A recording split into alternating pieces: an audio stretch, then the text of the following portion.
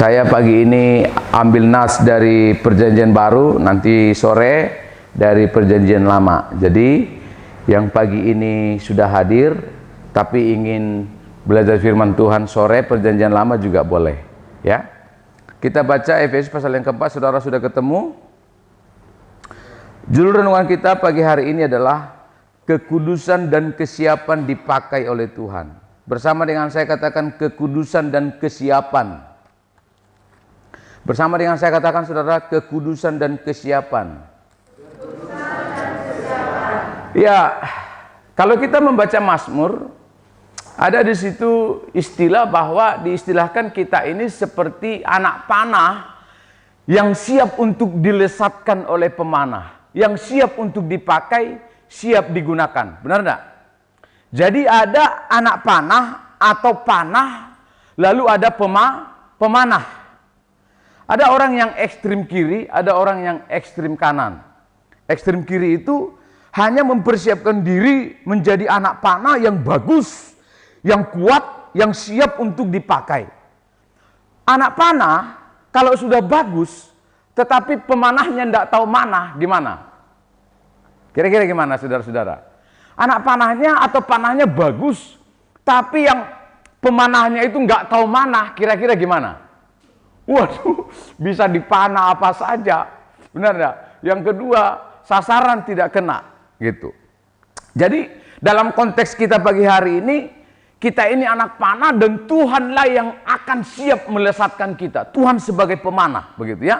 Nah, ada orang yang ekstrim kanan, jadi ekstrim kiri itu mempersiapkan diri sebaik-baiknya, tetapi tidak mempersilahkan Roh Kudus untuk memakai kehidupannya. Jadi dia menjadi anak panah yang bagus, tetapi tidak dipakai secara bagus. Lalu ada yang ekstrim kanan, tidak mempersiapkan dirinya dengan bagus, hanya mengharapkan Tuhan yang bekerja. Nah ini, di GPB Imamat Raja ini banyak ini. Ya kan, Tuhan pakai kami. Tuhan mau pakai kita bro. Tapi Tuhan mau juga kita mempersiapkan diri untuk dipakai oleh Tuhan. Amin. Nah jadi, kekudusan dan kesiapan dipakai oleh Tuhan. Kita baca Efesus pasal yang keempat karena kita ingin balance saudara-saudara, bahwa kita harus siap dipakai oleh Tuhan. Itu sebabnya kita harus mempersiapkan diri untuk dipakai oleh Tuhan. Nah salah satu unsurnya, kita harus mempersiapkan kehidupan kita menjadi anak-anak Tuhan yang ditemukan oleh Tuhan menjadi orang-orang percaya yang kudus. Efesus pasal 4 ayat 17. Saya baca ayat 17, lalu saudara ayat 18, lalu kita bergantian ya. Untuk nas-nas seterusnya atau ayat seterusnya. Efesus 4 ayat 17, sebab itu kukatakan dan kutegaskan ini kepadamu di dalam Tuhan, jangan hidup lagi sama seperti orang-orang yang tidak mengenal Allah dengan pikirannya yang sia-sia. Dan pengertiannya yang gelap, jauh dari hidup persekutuan dengan Allah. Karena kebodohan yang ada di dalam mereka dan karena kedegilan hati mereka. Perasaan mereka telah tumpul sehingga mereka menyerahkan diri kepada hawa nafsu dan mengerjakan dengan serakah segala macam kecemaran. Tetapi kamu bukan demikian. Kamu telah belajar mengenal Kristus. Karena kamu telah mendengar tentang Dia dan menerima pengajaran di dalam Dia menurut kebenaran yang nyata dalam Yesus. Yaitu bahwa kamu berhubung dengan kehidupan kamu yang dahulu harus meninggalkan manusia lama yang menemui kebinasaannya oleh nafsu yang dibinasakan. Supaya kamu dibaharui di dalam roh dan pikiranmu. Dan mengenakan manusia baru yang telah diciptakan menurut kehendak Allah di dalam kebenaran dan kekudusan yang sesungguhnya. Karena itu buanglah dusta dan berkatalah benar seorang kepada yang lain, karena kita adalah sesama anggota. Apabila kamu menjadi marah, janganlah kamu berbuat dosa. Janganlah matahari terbenam sebelum padam marah. Dan janganlah beri kesempatan kepada iblis. Orang yang mencuri, janganlah dia mencuri lagi. Tetapi baiklah dia bekerja keras dan melakukan pekerjaan yang baik dengan tangannya sendiri, supaya ia dapat membagikan sesuatu kepada orang yang berkekurangan. Janganlah ada perkataan kotor keluar dari mulutmu, tetapi pakailah perkataan yang baik untuk membangun, di mana perlu supaya mereka yang mendengarnya beroleh kasih karunia. Dan janganlah kamu mendukakan Roh Kudus Allah yang telah memeteraikan kamu menjelang hari penyelamatan. Segala kepahitan, kegeraman, kemarahan, pertikaian, dan fitnah hendaklah dibuang dari antara kamu, demikian pula segala kejahatan. Tetapi hendaklah kamu ramah seorang terhadap yang lain, penuh kasih mesra dan saling mengampuni, sebagaimana Allah di dalam Kristus telah mengampuni kamu. Ya, saudara, kalau saudara lihat pasal 4 ayat 17 sampai 32, memang ada dua unsur di sini, yaitu manusia lama dan manusia baru. Lalu nanti kalau kita baca pasal 5 ayat 1 sampai 21, ini berbicara tentang Roh Kudus memakai orang-orang yang telah diubahkan. Manusia lama yang sudah dikikis, yang sudah dibuang, lalu diubahkan, kemudian dipakai oleh Tuhan. Itu sebabnya saya percaya saudara-saudara bahwa kita ini tidak hanya perlu bertobat. Amin. Bertobat itu berbicara kita meninggalkan manusia lama, mengenakan manusia baru. Tapi itu tidak cukup karena Tuhan ingin pakai kita supaya kita berbuah-buah. Amin. Jadi bertobat, saya tafsirkan itu adalah kepasifan. Oh, dulu saya mabuk, sekarang tidak mabuk lagi. Dulu saya berbohong, sekarang saya tidak berbohong lagi. Dulu saya berzina, sekarang saya tidak berzina lagi. Dulu saya gosipin, sekarang saya tidak ngegosip lagi. Dulu saya membunuh, sekarang tidak membunuh lagi. Dulu saya merampok, sekarang tidak merampok lagi. Tapi Tuhan tidak ingin hidup kita hanya sampai di situ. Tuhan ingin pakai kita supaya kita berbuah-buah. Kalau misalnya Paulus hanya bertobat, maka surat 1 Korintus tidak akan ditulis. Jemaat Korintus tidak akan didirikan. Jemaat di Efesus tidak akan didirikan. Di Roma, di Galatia, di Efesus, dan jemaat-jemaat yang lain tidak akan didirikan kalau hanya bertobat. Nah, tapi kita akan belajar dulu saudara-saudara, manusia lama dan manusia baru yang dimaksud dalam Efesus pasal yang keempat. Kalau kita lihat, Efesus ini ditulis oleh Paulus, masalah-masalah yang diungkapkan oleh Paulus dalam surat Efesus ini biasanya masalah-masalah yang umum yang dihadapi oleh jemaat.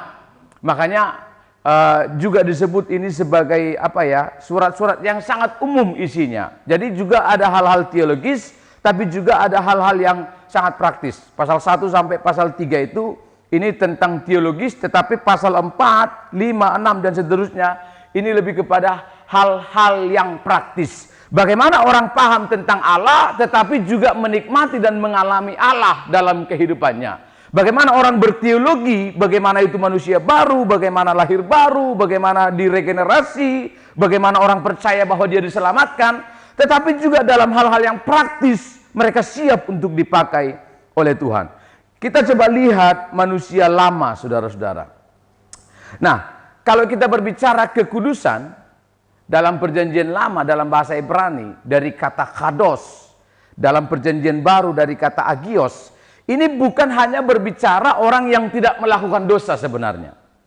Jadi kata kados, kudus, dan agios ini berhubungan dengan orang yang dipilih oleh Tuhan, dikhususkan oleh Tuhan, dipisahkan oleh Tuhan, diistimewakan oleh Tuhan untuk melakukan pekerjaan-pekerjaan tertentu. Biasanya kalau kita berbicara suci atau kudus secara umum, biasanya apa? Pikiran jorok, benar enggak? Apalagi perzinahan, seks di luar nikah, apalagi ya, mencuri, berbohong. Oh ya, itu juga termasuk. Tapi kalau kita belajar dalam Alkitab, kata kados atau agios ini lebih kepada orang yang dulu jahat lalu diubahkan oleh Tuhan. Tetapi bukan hanya diubahkan oleh Tuhan, dia dipakai oleh Tuhan menjadi alatnya untuk melakukan dan menggenapi apa yang Tuhan kehendaki. Amin. Itu sebabnya Imamat yang Rajani, kamulah bangsa yang terpilih. Terpilih di sana, dikhususkan, dipisahkan dari bangsa-bangsa lain, dari budaya lain, dari kebiasaan lain. Tetapi bukan hanya dipisahkan, tetapi dipakai oleh Tuhan untuk memberitakan perbuatan-perbuatan Allah yang besar. Jadi kekudusan dan kesiapan untuk dipakai oleh Tuhan. Nah saudara, coba kita lihat bahwa kalau kita masih ada manusia lama, Tuhan tidak akan pakai kita. Itu sebabnya di sini menarik, dan ini pasti akan bertolak belakang dengan kedagingan kita. Benar enggak? Kedagingan kita itu telah terdesain senang mendengarkan berita-berita yang menyenangkan. Kalau yang berita-berita pertobatan, rasanya itu aduh asing bagi kedagingan saya. Benar enggak? Itu asing rasanya. Itu dunia yang asing dalam hidup saya itu. Nah, kalau kita berbicara manusia lama, saudara-saudara. Nah, coba kita lihat. Menarik di sini karena ada perintah negatif yang berulang-ulang diucapkan di sini. Kalau pelajaran psikologi diajarkan begini, jangan sering-sering menggunakan tidak kepada anak, gitu ya. Selalulah ya boleh. Dan ini adalah rekayasa dari ilmu sosial yang kalau kita tidak paham, ini bertentangan dengan firman Tuhan. Dalam firman Tuhan, Bu, ada banyak sekali larangan negatif. Janganlah. Itu sebabnya kalau kita belajar Alkitab, harusnya kita akan menjadi orang tua yang tidak segan mengatakan tidak kepada anak. Janganlah. Misalnya ayat 17, ayat 20, ayat 17, janganlah, ayat 25, buanglah, ayat 26, janganlah, ayat 27, janganlah, ayat 28, janganlah, 29, janganlah, ayat 30, janganlah, ayat 31, buanglah, dan seterusnya.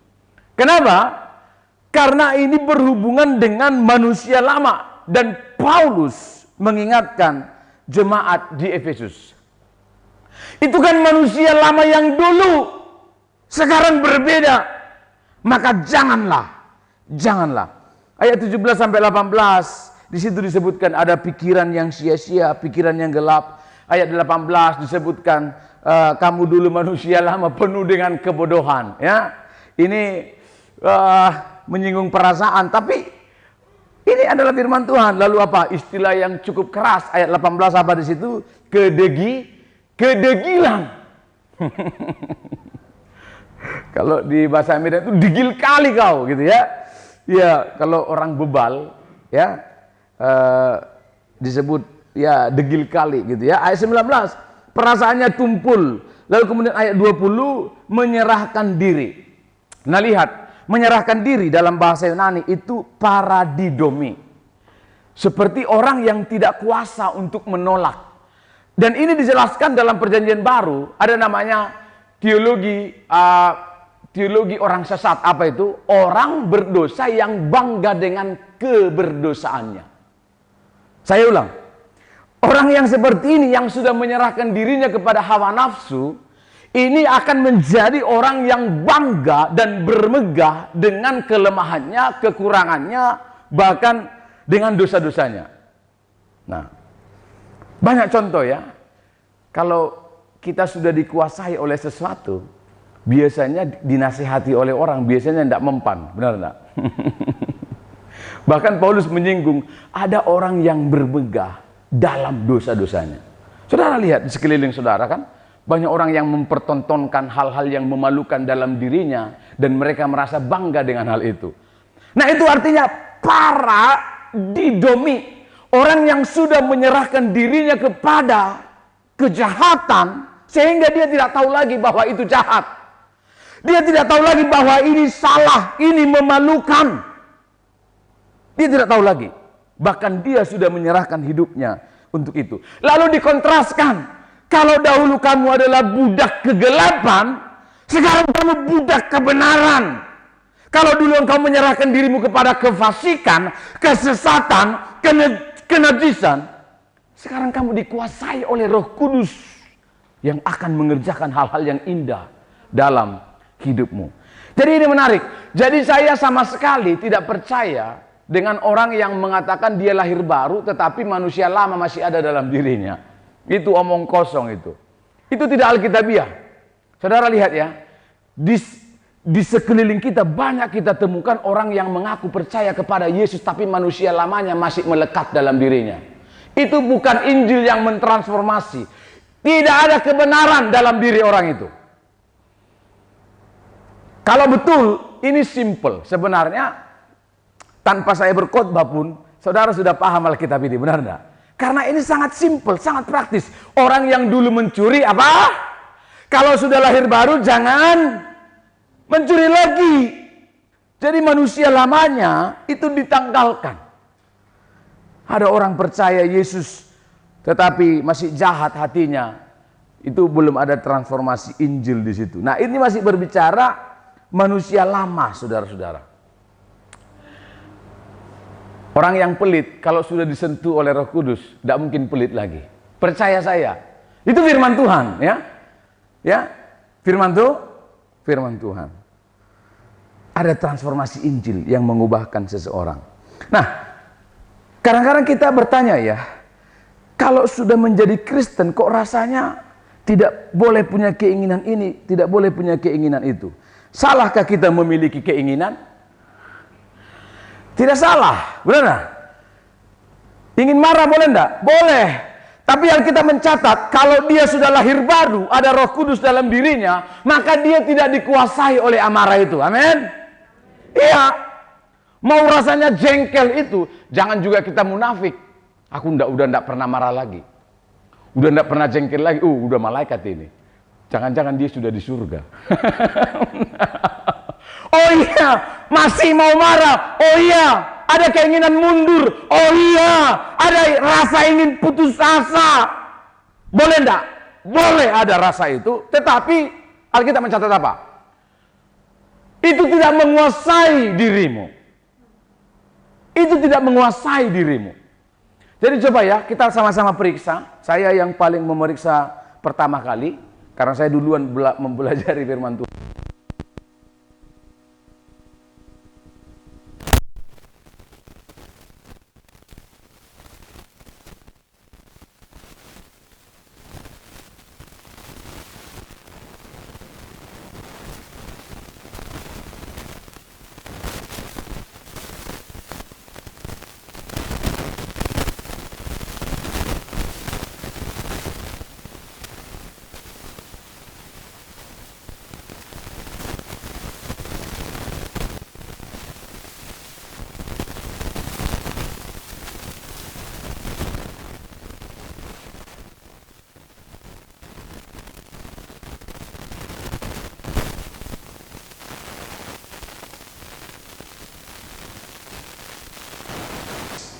Ada namanya kekudusan itu, ada namanya position sanctification. Kudus secara posisi.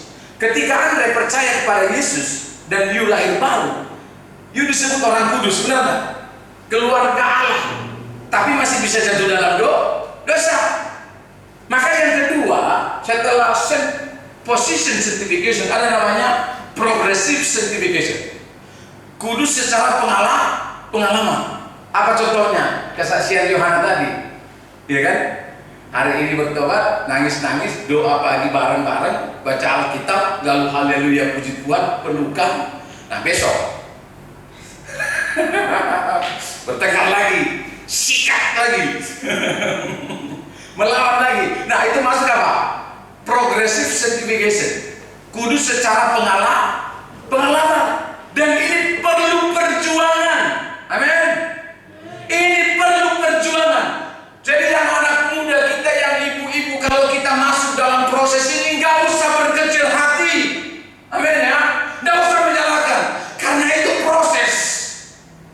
Nggak usah dalam bahasa Ibrani itu, nelongso. You know what the meaning of nelongso? Mengasihani diri. Kok hidup saya begitu sulit ya Tuhan? Firman Tuhan berkata, you sedang masuk dalam proses pengudusan secara pengalaman setiap hari, dan setiap kita melewati proses itu. Termasuk Pak Pendeta, termasuk Pak Gembala, termasuk Pak Khotbah. Setiap pagi, setiap siang, setiap sore, setiap malam kita mengalami. Maka Tuhan ingin melihat kita punya komitmen untuk membuang manusia lama kita. Amin ya saudara-saudara ya. Ini dari hari ke hari. Dan ini tidak mendadak. Orang jahat itu, tidak ada orang jahat satu malam langsung menjadi jahat. Itu berproses. Mulai berbohong kecil. Tidak ada orang yang langsung bisa menipu miliaran rupiah. Kalau tidak lolos dia menipu ratusan juta. Itu ya. Dari kecil. Orang baik juga sama. Tidak ada orang baik langsung jadi baik. Tidak ada orang rendah hati langsung rendah hati satu malam.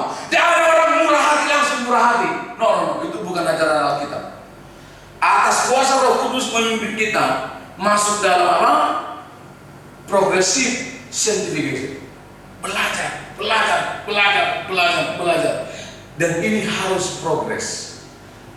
Ini saya berbicara, sebelum kita dipakai oleh Tuhan, kita harus mempersiapkan diri. Dan salah satu indikatornya, manusia lama harus dikikis, harus dibuang. Nah, saya dulu bertanya-tanya ya, kenapa ya Tuhan?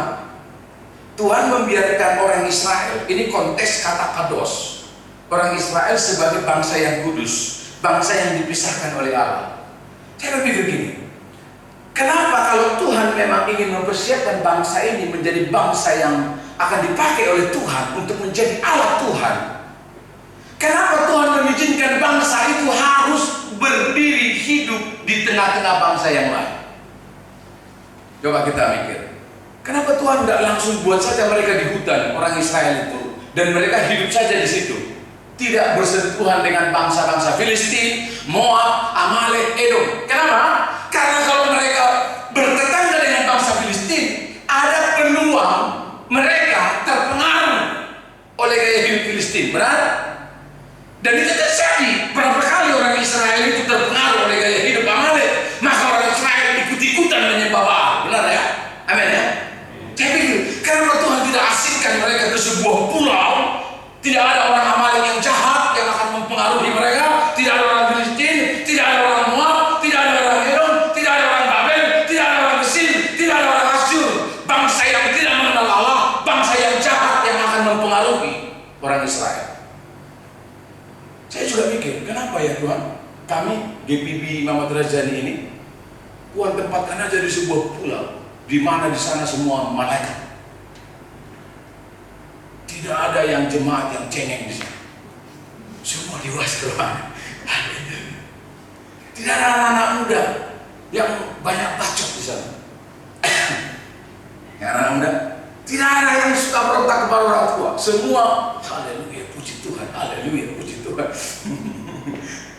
Coba kenapa? Kenapa Tuhan tidak membuat sistem seperti itu untuk membuat kita kudus? Karena kalau demikian, kita menjadi orang yang kudus yang sia-sia, benar? Kalau misalnya saya sudah ditempatkan oleh Tuhan di satu tempat pulau, bahkan di atas gunung, tidak ada orang lain di sana, lalu di sana saya penyembahan tiap hari. Haleluya, haleluya. Lalu sobat, kalau saya di sana sudah nggak berdosa, lalu sobat, lalu apa yang akan terjadi? Bangsa-bangsa asing yang belum mengenal Allah tidak akan mendengarkan firman Tuhan, benar?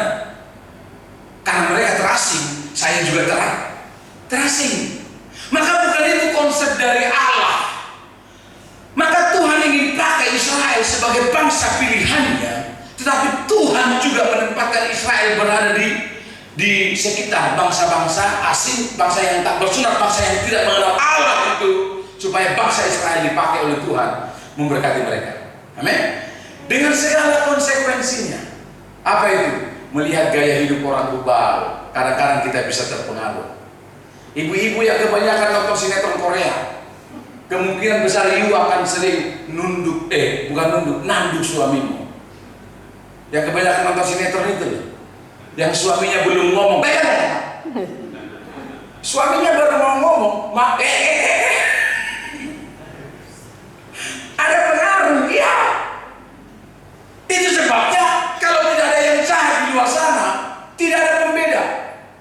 Kenapa kita disebut orang kudus, orang yang tidak kudus? Karena gaya hidupnya berbeda. Kenapa kita bisa tahu uang asli? Karena ada uang palsu. Itu. Nah itu sebabnya memang butuh perjuangan.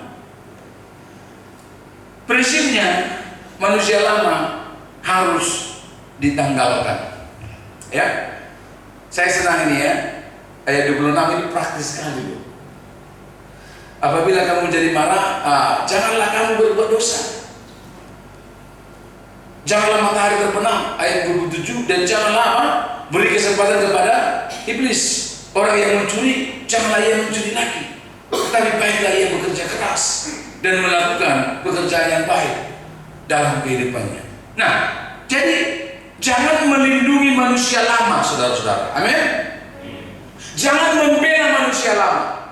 Saya ulang, kedagingan kita cenderung membela dan melindungi manusia lama kita. Tapi Alkitab mencatat jangan, buang. Tegas sekali Alkitab. Kalau kedagingan kita berkata, jangan apa-apa, sekali-sekali doang kok. Sekali hari ini, besok sekali. Lama-lama 2 kali lah. Hei, anak-anak muda, itu biasanya kita membela, kan kita masih manusia. Iya kan? Udah mulai masuk itu barang itu kalau udah begitu. Haleluya. Nah kalau saudara lihat ya, ini pengkontrasan dari ayat yang kita baca tadi. Misalnya ayat 20 sampai 22, you harus belajar mengenal Kristus. Ayat 23, harus dibaharui roh dan pikiran. Jadi tadi itu perintah negatif. Sekarang perintah positif. Dan kita harus balance di situ. Ayat 24, mengenalkan manusia baru. Ini perintah positif. Ayat 26, buang dusta dan amarah. Ini yang negatif. Yang mencuri, jangan lagi. Ayat 29, yang berucap kotor, jangan lagi. Jadi ayat 25 sampai 27, berkatalah dan berbuatlah yang benar. Ayat 23 sampai 24, ayo kenakan manusia baru. Ayat 28, bekerja keraslah. Lalu ayat 9, pakailah perkataan yang membangun.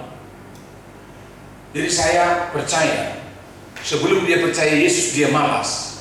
Sesudah disentuh oleh Roh Kudus dia pasti rajin. Katakan amin, saudara. Sebelum percaya Yesus dia pelit. Sesudah percaya Yesus dia murah, dia merhati. Sebelum percaya Yesus dia bodoh, karena belum tahu apa-apa kan, sering tersesat. Aku tahu, aku terjatuh dan tak bisa. Dia tersesat dan gampang tersesat, makanya disebut bodoh. Tapi saya percaya sesudah disentuh oleh Injil yang mengubahkan, oleh Roh Kudus yang tak terbatas dan berkuasa itu, maka dia akan dibaharui pikirannya. Amin ya. Pikirannya tajam. Dia tahu mana yang salah, mana yang benar. Dia tahu mana yang najis, mana yang kudus. Jangan pura-pura tidak tahu. Menurut saya, kalau betul-betul Anda sudah disentuh oleh Roh Kudus, pasti tahu dan pasti peka mana dosa, mana yang tidak dosa. Nah lihat ya, jadi rupanya manusia lama biasanya kita akan berusaha untuk menutupi. Saya senang dengan khotbah Pak Gembala minggu lalu. Farisi itu biasanya dia akan menutupi banyak hal.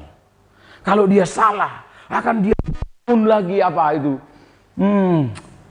apa penjelasan deskripsi yang akan mencoba menutupi dosa-dosanya. Dia akan berdamai dengan dosa-dosanya. Dia akan membela kelemahannya. Sehingga akar-akar manusia lama itu bukan semakin terkikis, tetapi makin bertumbuh. Janganlah, buanglah, berhentilah.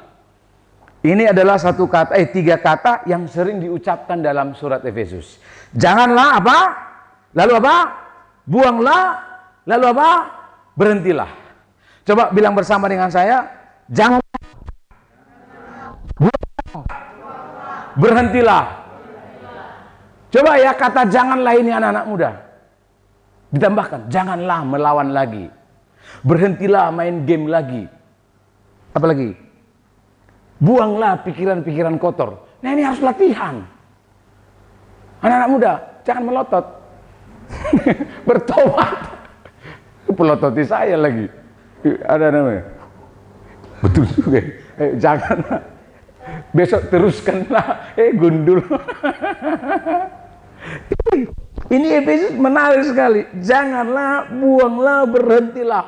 Janganlah, buanglah, berhentilah. Yang ibu-ibu, kalau sering membicarakan hal-hal yang negatif dalam sebuah kongko-kongko, coba 3 kata ini Bu, mulai. Janganlah, berhentilah, buanglah. Ya, ini latihan ini. Karena ini progres. Saya betul-betul berjuang untuk hal ini. Kadang-kadang kedagingan, udahlah tidurlah. Tidurlah. Tapi ingat firman. Betul. Kadang-kadang kedagingan itu ingin. Nah, saya baru nonton YouTube tadi malam sebuah motivasi. Yang kata motivasi ini orang Singapura, berbahasa Inggris tapi ada terjemahannya. Jadi saya paham karena ada terjemahannya. Dia bilang begini, kalau Anda memilih pilihan-pilihan yang mudah dalam hidup, maka Anda akan mengalami kesulitan. Tapi kalau Anda memilih pilihan-pilihan yang sulit dalam hidup, hidup Anda akan mudah. Ini memang kata-kata motivasi, saya tidak tahu orang itu orang percaya atau tidak. Tapi betul juga ya. Pilihan-pilihan yang mudah dalam hidup apa? Main TikTok 8 jam sehari, apalagi? Nonton YouTube 12 jam sehari, apalagi? Jalan-jalan ke Batu Raden tiap hari, apalagi? Banyak sekali.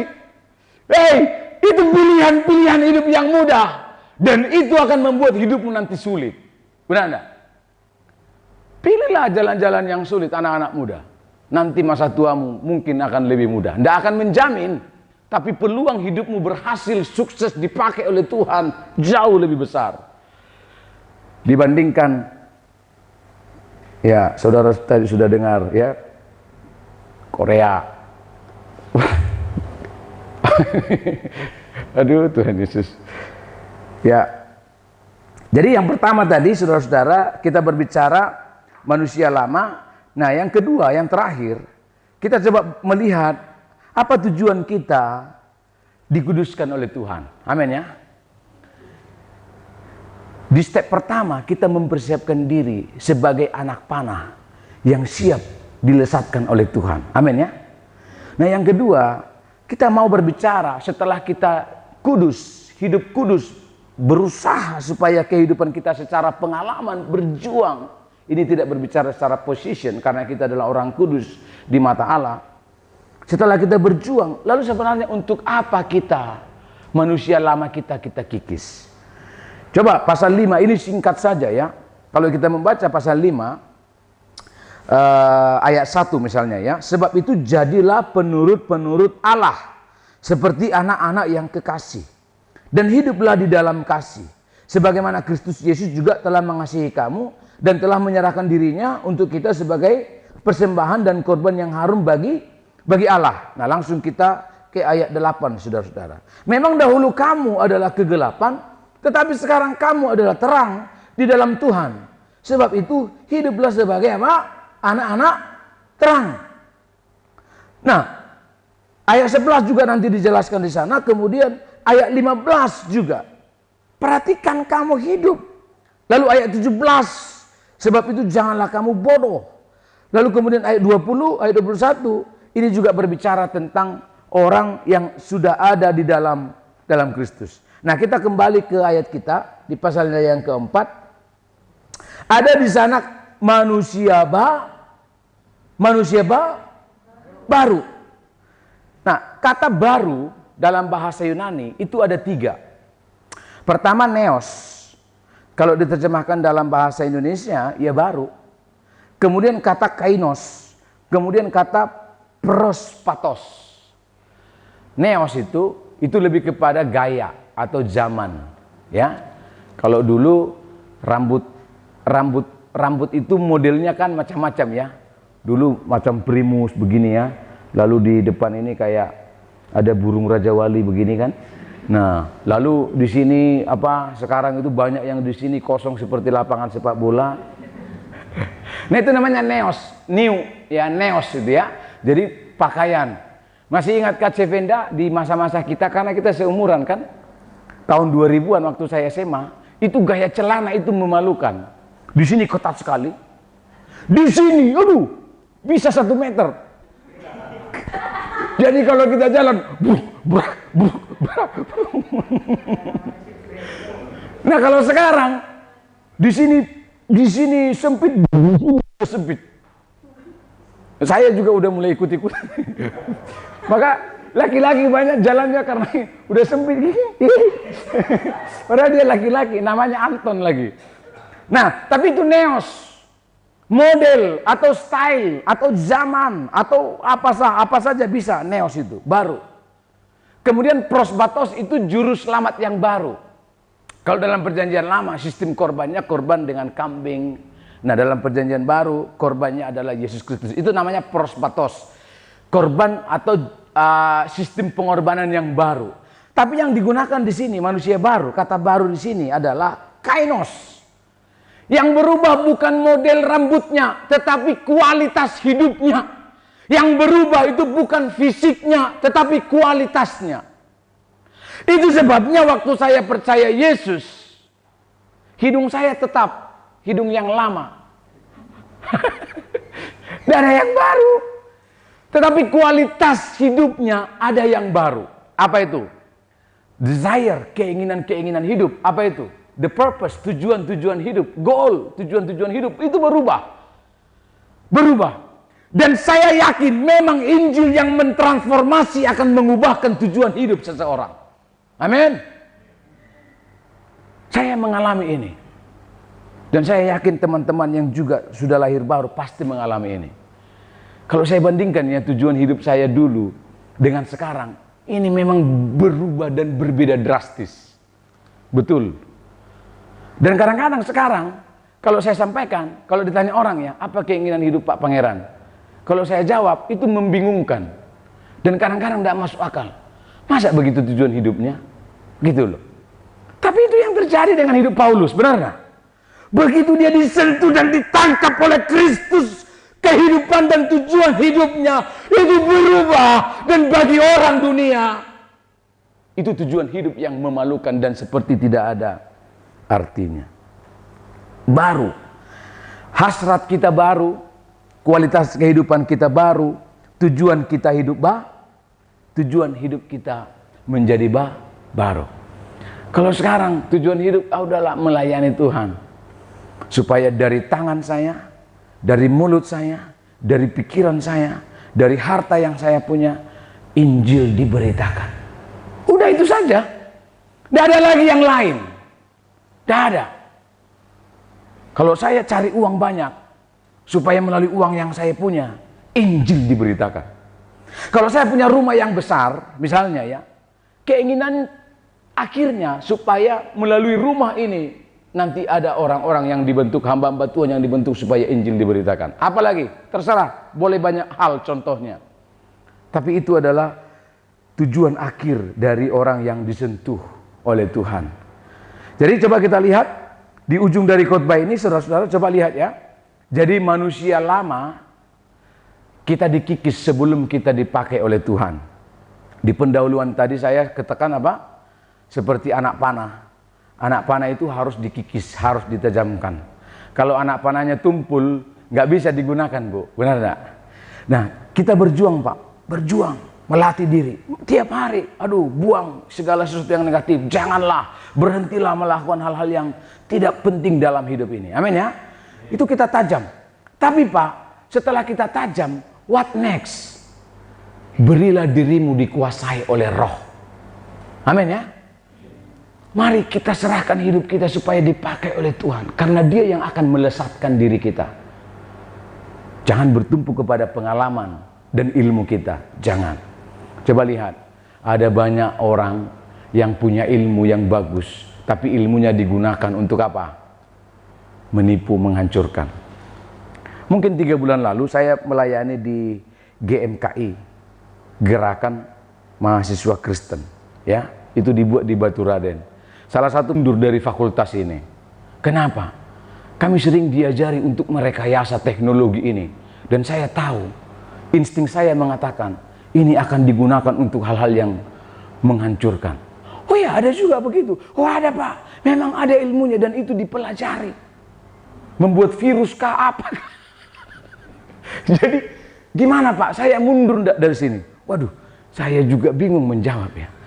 Saya dalam itu putar-putar dulu, tapi sambil berdoa, Tuhan, ini kalau ku bilang dia mundur dari fakultas ini, nanti orang tuanya telepon saya gimana? Kok Bapak ajari anak saya mundur dari kuliah? Tapi kalau saya bilang teruskanlah, lanjutkanlah, memang betul juga. Saya bilang, ya udah nanti aja kapan-kapan kita ketemu. Sampai sekarang belum ketemu saudara-saudara dengan dia. Tapi saya lihat, oh iya, ilmu kalau tidak dikuasai oleh Roh itu akan digunakan untuk menghancurkan. Itu banyak, itu sebabnya banyak orang pintar juga yang menghancurkan pekerjaan Tuhan, bukan orang bodoh. Kenapa? Dia menjadi anak panah yang tajam, dia pintar, dia punya ilmu, tetapi dia tidak dikuasai oleh Roh Kudus. Maka dia digunakan untuk hal-hal yang jahat. Ya Tuhan, hidup 70 tahun di dunia ini ngapain sih sebenarnya? Ya, saya coba ya, papa saya meninggal tahun 2021 dan itu pelajaran besar bagi saya secara pribadi. Iya ya, apa yang orang ingat dari kehidupan papa saya? Hampir nggak ada. Karena pagi kerja, pulang malam, lalu nyanyi-nyanyi di warung, pulang ke rumah. That's all, hanya itu. Dan saya, aduh Tuhan, apa yang diingat oleh orang dari papa saya? Enggak, saya mau lebih baik. Saya mau dari hidup saya ada banyak orang yang saya inspirasi. Amin ya. Itu yang perlu diingat orang. Hatinya saya sentuh. Coba, saya mohon maaf, kalau saudara punya banyak uang lalu meninggal, Anda tidak akan diingat oleh orang, benar enggak? Banyak orang kaya yang meninggal tiap hari di apa namanya? Di tempat-tempat penguburan. Itu orang-orang kaya, orang-orang punya jabatan, gelarnya 15. Mbah, gelarnya 15. Jadi Mbah enggak usah merasa galau kalau gelar baru 2, baru 3, ya. Orang gelar 15 meninggal enggak diingat orang dan orang tidak peduli. Kenapa? Karena hidupnya tidak dipakai oleh Tuhan untuk menyentuh orang lain. Benar? Ya. Saya berpikir enggak, Tuhan. Saya enggak mau kehidupan seperti itu. Saya mau ketika saya mati, mungkin uang saya tidak banyak, mungkin gelar saya hanya 3. Tapi banyak orang yang mengingat pelayanan-pelayanan yang saya kerjakan dalam hidupnya. Minimal mahasiswa STTI. Yang memang kita berjuang melatih mereka melalui ilmu yang kita punya. Ini penting untuk dirimu. Paling tidak nanti Andre ingat saya ya. Kalau saya meninggal ya. Oh ya, Bapak itu dulu sering marah. Tapi untuk kebaikan. Itu penting. Hei, coba. Ini ada gelas, saudara-saudara. Ini kalau tidak ada air, saya mau minum. Sehaus apapun saya, kalau tidak ada air tetap haus, benar nggak? Yang kedua, ini gelas ini mahal loh. Ini mungkin 2 juta ya, Lin. Tapi bayangkan ini gelas yang bagus. Ini saya pinjam dari Lina. Tapi kalau tidak ada air di sini, gelas ini berguna enggak? Berguna enggak? Berguna enggak? Enggak berguna, benar enggak? Tapi ini gelas mahal, didatangkan dari Italia, naik pesawat, Garuda lagi. Boleh 23 juta harganya, boleh ini gelasnya artis, aktor apa saja boleh. Tapi kalau tidak ada air di dalamnya, that's good nothing. Ini bagus, tapi sia-sia, namanya tidak berguna. Ini juga gelas bagus, ini lebih mahal ini. Lebih mahal ini. Tapi kalau tidak ada air di dalamnya, tetap haus saya. Tidak ada, berarti ini tidak berguna, benar nggak? Ada orang yang merasa hidupnya itu berguna kalau bajunya bagus. Benar nggak? Kalau apalagi yang luar-luar ini bagus. Saya pikir, ya kita perlu pakai jas yang bagus, saya juga mau. Tapi kalau saya sudah punya jas yang bagus, so what? Gitu loh. Apa dampaknya bagi orang lain? Tidak ada. Ini gelasnya mahal ini 23.000. Ini hanya 5.000. Ini gelas yang kecil ini, gelas yang sederhana lebih murah dari sini. Kalau diisi air, kira-kira gimana? Hah? Saudara kok melotot ya? Ini kecil, lebih kecil gelasnya, lebih murah, lebih sederhana. Ini ada tulisan-tulisannya. Keren ini ya. Warnanya juga celing. Ini polosan. Ini tidak ada air. Ini ada air. Coba lebih berguna mana ini? Kecil, coba ya. Wow. Segar. Saudara mau yang mana? Mau menjadi hidup yang bagaimana? Yang ini atau yang ini? Ya kalau bisa, Bu. Kalau bisa yang ini, tapi ada isinya. Benar enggak? Iya. Tapi maksudnya kalau kita kosong, saudara-saudara, hidup kita tidak akan berguna. Itu sebabnya saya percaya kita perlu memeriksa hidup kita. Hal-hal yang busuk diperbaiki. Ya, saya juga tiap hari berjuang. Aduh Tuhan, saya mau belajar jadi suami yang lebih baik, jadi ayah yang lebih baik, jadi teman yang lebih baik, jadi bawahan yang lebih baik. Saya mau belajar Tuhan. Ya, itu step pertama. Tapi kita tidak hanya mau sampai di situ menjadi pribadi yang baik. No, bukan itu tujuan Tuhan. Amin ya. Jadilah pribadi yang baik dan izinkan hidupmu dikuasai oleh Tuhan seperti ini. Sehingga nanti akan berguna, diminum oleh orang lain, dinikmati oleh orang lain. Bukan hanya kita punya hidup-hidup tapi tidak dinikmati oleh orang. Saya percaya bukan itu tujuan Yesus mati di kayu salib untuk kita. Benar. Kita mau dipakainya, kita mau diutusnya, kita mau melalui hidup kita banyak orang yang diinspirasi. Mari kita bangkit berdiri, saudara-saudara. Tadi saya senang lagu yang Kuangkat Hatiku.